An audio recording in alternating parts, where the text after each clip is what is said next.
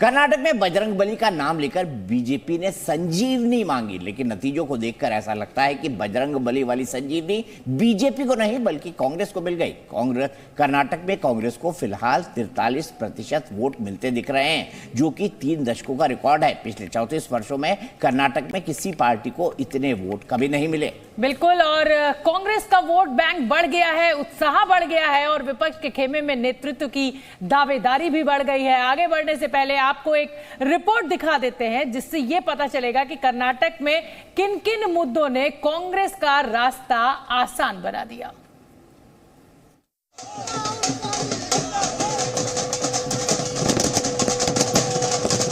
आंखों में खुशी के आंसू, चेहरे पर जोश और जीत का जोरदार जश्न।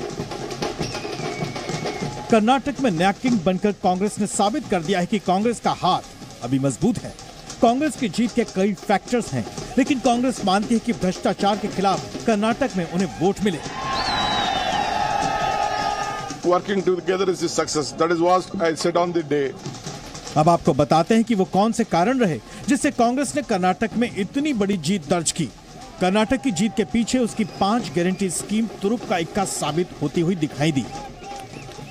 हमारे 5 वायदे हैं, हम इन वायदों को पहले दिन पहली कैबिनेट मीटिंग में पूरा करेंगे, जिसमें गृह ज्योति, गृहलक्ष्मी, अनन्य भाग्य युवा निधि और शक्ति योजना शामिल है।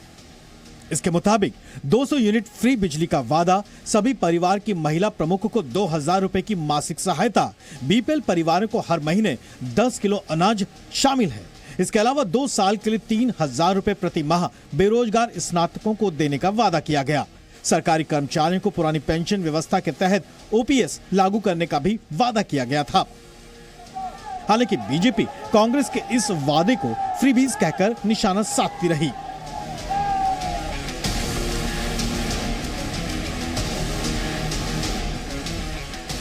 येदियुरप्पा को मुख्यमंत्री पद से हटाए जाने के बाद बीजेपी के अंदर गड़बड़ होना शुरू हो गई थी। चुनाव करीब आते आते कर्नाटक के बड़े नेता नाराज होकर बागी हो गए, जिसका फायदा कांग्रेस ने उठाने में देरी नहीं की।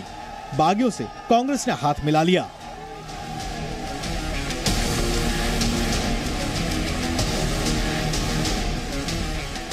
इस फैक्टर में बीजेपी ने 4% मुस्लिम आरक्षण खत्म करके लिंगायत और अन्य वर्ग में बांट दिया। माना जा रहा है कि पार्टी को इसकी भी कीमत चुकानी पड़ी है।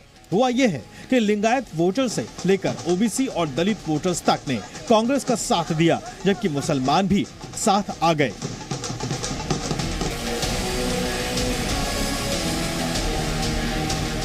राहुल गांधी की भारत जोड़ो यात्रा ने भी कांग्रेस को कर्नाटक में कमाल दिखाने का मौका दिया।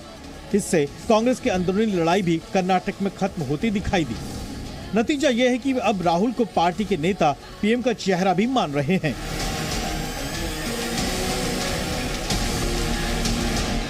बीजेपी ने जिन मुद्दों को हवा दी उसके ठीक उलट कांग्रेस ने क्षेत्रीय मुद्दों पर ध्यान देते हुए भ्रष्टाचार और ध्रुवीकरण को मुद्दा बनाया। बीजेपी अपने मैदान में लाकर कांग्रेस को हराने में नाकामयाब रही। एक भ्रष्ट सरकार को डिफीट दिया है, उनको हराया है। पिछले 4 महीनों में कांग्रेस ने दूसरी बड़ी जीत दर्ज की है। हिमाचल के बाद कांग्रेस ने कर्नाटक से जीतकर नई संजीवनी पाई है।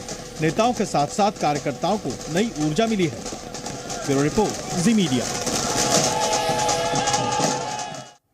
तो बीजेपी को क्या चीज फायदा पहुंचा गई, कांग्रेस को क्या चीज फायदा पहुंचा गई, बीजेपी को क्या नुकसान हो गया, इस रिपोर्ट के जरिए हमने आपको दिखाया। हमारे साथ मेहमानों का एक खास पैनल स्टूडियो में भी मौजूद है। शहजाद जो है वो पॉलिटिकल गेस्ट हमारे साथ जुड़ चुके हैं बीजेपी से। अतुल लोंडे जी जो है वो स्पोक्स पर्सन है कांग्रेस के, वो भी हमारे साथ जुड़ेंगे। शहजाद, यहाँ पर हम एक रिपोर्ट अभी अपने दर्शकों को दिखा रहे थे और इसमें हमने कोशिश की कि किस चीज ने नुकसान पहुंचा दिया बीजेपी को। तो एक अंदरूनी कलह निकलकर बहुत बड़ा मुद्दा आ रहा है, और दूसरा जो आरक्षण का जो वादा किया गया उसने भी नुकसान कहीं ना कहीं भीतर आपको पहुंचाया है। क्या कहेंगे आप? देखिए, सबसे पहले तो आपके मंच से जो भी हमें निर्णय जनता ने कर्नाटका की सुनाए हैं उसको हम विनम्रता से स्वीकारते हैं, और जितने उत्साह से उत्तर प्रदेश के नतीजों को हम स्वीकारते हैं उसी विनम्रता से इसको भी स्वीकारते हैं। आज मैं पर ज़्यादा खुश हूँ शोभना जी, आप लोगों का मुझे साथ मिल रहा है इसके लिए भी। और एक बात है, आज कम से कम 6:05 पर लोकतंत्र जीवित है और ईवीएम बहाल हो गए। मैं इसके लिए अति प्रसन्न हूं कि आज ईवीएम बिचारी इसको कटघरे में नहीं खड़ा किया सुबह से किसी कांग्रेसी ने, और ना लोकतंत्र की मृतक शव को कहीं पाया कांग्रेसी ने। तो मुझे लगता है ये भी इतनी बड़ी उपलब्धि है आज हमारे चुनाव के नतीजों से, तो इसके लिए मैं और भी प्रसन्न हूं। अब देखिए, चुनाव में हार जीत लगा रहता है। कुछ लोगों ने एक नैरेटिव बनाया था एंटी इनकम्बेंसी, ये तो कहीं खड़े नहीं होंगे।